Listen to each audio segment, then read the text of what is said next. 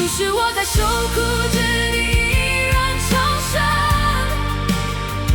这不是苦难之余，而是祝福降生。下的是温柔，是同情，是忍耐的歌声。下的是玫瑰，是星星，永恒的繁盛。那是属世绝不能带来的属灵丰盛。